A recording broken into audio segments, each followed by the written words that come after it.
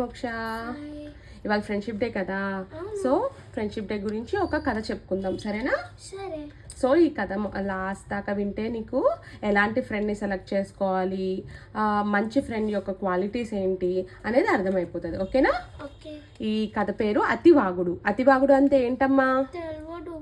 ఎక్కువగా మాట్లాడడం, అవసరం ఉన్నా లేకపోయినా ఎక్కువగా మాట్లాడదాన్ని అతివాగుడు అంటారు. ఓకేనా? ఒక ఊర్లో ఒక ధనికుడికి గౌరీ అనే కూతురు ఉంది. చాలా అందమైంది, చాలా చురుకైనది కూడా. ఆమెలో ఉన్న దుర్గుణం ఏమిటంటే మాట్లాడకుండా ఒక్క క్షణమైనా ఉండలేదు. ఎవరున్నారమ్మా? గౌరీ. ఆమెకి ఏంటి బ్యాడ్ క్వాలిటీ? అతివాగుడు అనర్థాయకరమని తల్లి ఎంత చెప్పినా గౌరీ తలకెక్కలేదు. ఆమె ఉద్దేశంలో ఎక్కువగా మాట్లాడడం ఒక గొప్ప కళ, చెడ్డ అలవాటు కానే కాదు. గౌరీ ఏమనుకుందమ్మా? అదొక గుడ్ హ్యాబిట్ అనుకుంటుంది. ఓకేనా? పెళ్లి చేసుకుని భర్త వెంట వెళ్ళిపోయిన తరువాత కూడా ఆమె తన అలవాటు మానుకునే అవసరం కరగలేదు. ఎందుకంటే ఆమె పొరుగున ఆమె వంటి వారే మరి నలుగురు ఉన్నారు. గౌరీ భర్తలాగే వారి భర్తలు కూడా రాజుగారి కొలువులో ఉద్యోగాలు చేస్తున్నారు.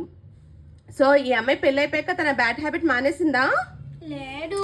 ఎందుకంటే తన చుట్టుపక్కల కూడా తనలానే ఎక్కువగా మాట్లాడే వాళ్ళే ఉన్నారు. అండ్ వాళ్ళ హస్బెండ్స్ కూడా గౌరీ హస్బెండ్ లాగా రాజు దగ్గరే పని చేస్తూ ఉండేవారు. వాళ్ళు వెళ్ళగానే ఆడవాళ్ళందరూ చేరి కబుర్లు మొదలు పెట్టుకునేవారు. గౌరీకి పొరుగున శారద అనే ఆమె ఉండేది. ఆమె ఈ జట్టులో కలిసేది కాదు. అందుచేత అంటే వీళ్ళ బ్యాచ్ లో తను కలిసేది కాదు.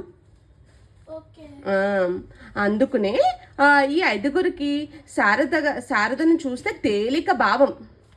ఆమెను గురించి వాళ్ళు చెప్తా.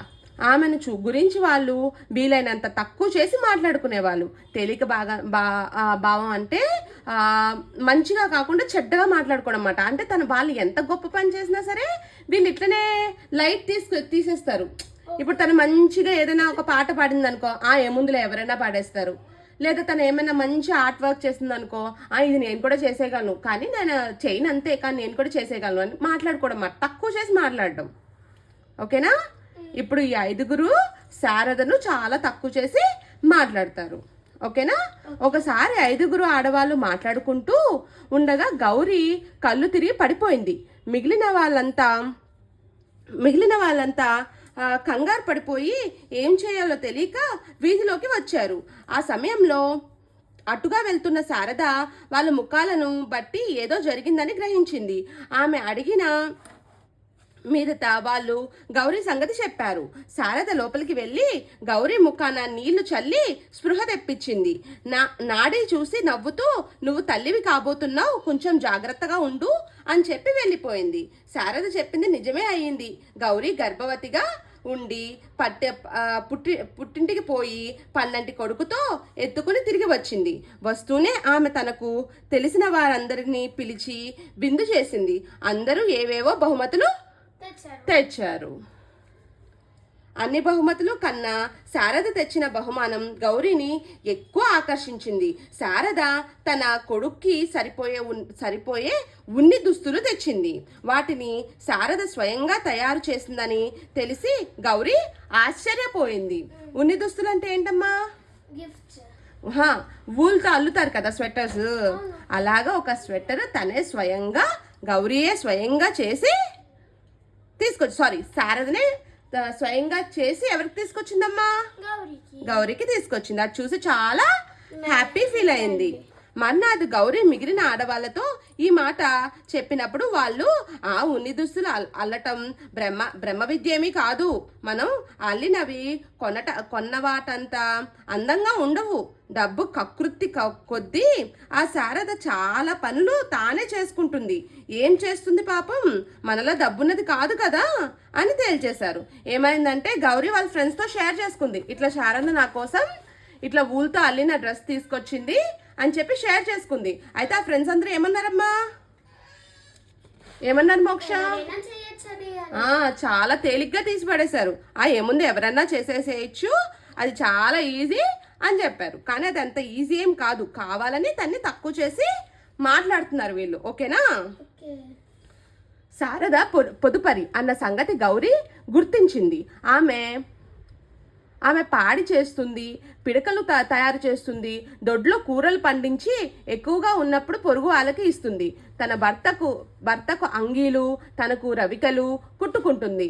చిన్న చిన్న రోగాలకు స్వయంగా వైద్యం చేసుకుంటుంది. ఇలా ఉండగా గౌరీ ఆమె భర్త ఒక రహస్యం చెప్పాడు. రాజుగారి పైన హత్యా ప్రయత్నం జరిగింది. ప్రయత్నం అంటే మర్డర్ అటెంప్ట్ మాట. ఓకే. ఈ పరమ రహస్యం తమకు తెలిసినందుకు గర్వపడుతూ గౌరీ భర్త దాన్ని ఎవరికీ చెప్పద్దని భార్యను హెచ్చరించారు. ఏమని చెప్పాడమ్మా గౌరీ వాళ్ళ హస్బెండ్? ఏమని చెప్పాడు? ఒక మర్డర్ అటెంప్ట్ జరిగింది రాజుగారి మీద, నేను నీకు చెప్తున్నా గానీ నువ్వు ఎవరితోనూ షేర్ చేయొద్దు, సరేనా అని చెప్పారన్నమాట. అయితే కానీ మన గౌరీ ఎలాంటి అమ్మాయి అమ్మా? అన్నీ చెప్పేస్తుంది. సో చూద్దాం. అయితే ఈ రహస్యం గౌరీ నోట 2 రోజులైనా దాగలేదు. 3వ నాడే ఆమె ఈ రహస్యాన్ని తన స్నేహితురాలకి చెప్పి దాన్ని మరెవరికైనా చెప్పొద్దని కోరుకుంది. అదే షరతు మీద వాళ్ళు మరికొంతమందికి ఆ రహస్యాన్ని చెప్పేశారు. 4 రోజులు తిరగగానే ఆ రహస్యం నగరమంతా పాకిపోయింది. ఏమైందమ్మా? రహస్యంలా ఉందా ఇప్పుడు? లేదు, అందరూ చెప్పేసుకున్నారు, అందరికీ తెలిసిపోయింది. 5వ రోజు రాజభటులు గౌరీ భర్తకు తీసుకుపోయి కారాగృహంలో పెట్టారు. గౌరీ లబోదబోమని ఏడ్చింది. అందువల్ల ప్రయోజనం లేకపోయింది. ఆమె భర్త రాజుగారి ఆగ్రహానికి పాత్రుడయ్యారు. అందరూ ఆమెను చూడడానికి భయపడ్డారు. అయితే ఈ సంగతి తెలియగానే శారద గౌరీని చూడడానికి వచ్చి తాను చేతనైన సహాయం చేస్తానని హామీ ఇచ్చింది. గౌరీకి కాస్త ధైర్యం వచ్చింది. ఆమె తన ఇంటికి వెళ్ళి తన భర్తతో జరిగిందంతా చెప్పి గౌరీ భర్తను కాపాడేందుకు ఒక మార్గం కూడా సూచించింది. శారద భర్త రాజుని చూడడానికి పోయాడు. రాజు తన రహస్యం బయటపడినందుకు చాలా కోపంగా ఉన్నాడు. అందుచేత ఆయన గౌరీ భర్తను రాజద్రోహిగా పరిగణించాడు. అంటే ఇప్పుడు రాజద్రోహి అంటే రాజానికి ద్రోహం చేసిన వాళ్ళు, అంటే అగెయిన్స్ట్ లా ప్రవర్తించిన వాళ్ళు. అతనికి మరణశిక్ష గాని దేశ బహిష్కరణ శిక్ష గాని విధించే ఉద్దేశంలో ఉన్నాడు. శారద భర్తను చూడగానే రాజు ఏమిటి పని అని చిరాకుగా అడిగాడు. శారద అంటే ఎవరమ్మా? అసలు మాట్లాడిన అమ్మాయ్యా. తన ఆర్ట్ వర్క్స్ అన్ని తను చూసుకుంటది కానీ ఒకళ్ళని తక్కువ చేసి మాట్లాడే స్వభావం కాదు శారదది. కానీ గౌరీ ఎలాంటి అమ్మాయి అమ్మా? అన్ని అందరితోనూ ఎప్పుడు చూసినా ఎవరినో తక్కువ చేసి మాట్లాడుతూ ఉంటది. కానీ ఇంత జరిగినప్పుడు రాజు గౌరీ యొక్క హస్బెండ్ని తీసుకెళ్ళినప్పుడు మిగతా ఫ్రెండ్స్ వచ్చారా అమ్మ తన్ని చూడటానికి? రాలేదు. శారద ఒక్కతే వచ్చి కాస్త ధైర్యం చెప్పింది. సో ఇక్కడ మనం ఎలాంటి ఫ్రెండ్ని సెలెక్ట్ చేసుకోవాలి? మనకి ఎక్కడైనా కష్టాలు వచ్చినప్పుడు మనతో పాటు ఉండే వాళ్ళని సెలెక్ట్ చేసుకోవాలి. అంతే ఊరికే కబుర్లు చెప్పుకునే వాళ్ళు అసలు మన ఫ్రెండ్సే కాదు. ఓకేనా? మహారాజా ఒక దొంగ కేవలము డబ్బు కోసమే ఒక ఇంటి దొంగతనం చేశాడు అనుకోండి. వాడు దొంగలించిన సంచిలో డబ్బు మాత్రమే ఉంటే వాడు మామూలు దొంగ అవుతాడు. అందులో రహస్య రాజకీయ పత్రాలు కూడా ఉంటే రాజద్రోహి అవుతాడు. నిజం ఎలా తెలుసుకోవడం అని శారద భర్త అడిగాడు. ఏమని చెప్పాడమ్మా శారద భర్త?